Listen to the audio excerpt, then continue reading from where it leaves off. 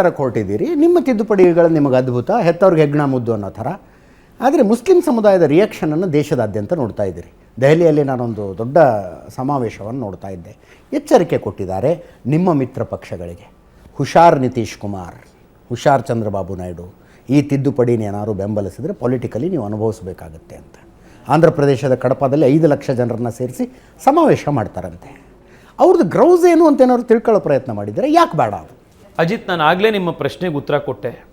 ಈ ದೇಶದಲ್ಲಿ special treatment ಕೊಡೋದನ್ನೇ ಅಭ್ಯಾಸ ಮಾಡಿಸಿರುವಂಥ ಒಂದು ರಾಜಕೀಯ ಒಂದು ಪದ್ಧತಿ ಇದೆ. ಮೈನಾರಿಟಿಗಳಿಗೆ, ಅದರಲ್ಲೂ ಮೈನಾರಿಟಿ ಅಂದರೆ ಬರೀ ಮುಸಲ್ಮಾನರಿಗೆ ಸ್ಪೆಷಲ್ ಟ್ರೀಟ್ಮೆಂಟ್ ಕೊಟ್ಟು ಅವರನ್ನು ಒಂದು ರೀತಿ ತಯಾರು ಮಾಡಿರುವಂಥ ವೋಟ್ ಬ್ಯಾಂಕ್ ಆಗಿ ತಯಾರು ಮಾಡಿರುವಂಥ ವ್ಯವಸ್ಥೆ ನಾವು ನೋಡ್ಕೊಂಡು ಬಂದಿದ್ದೀವಿ.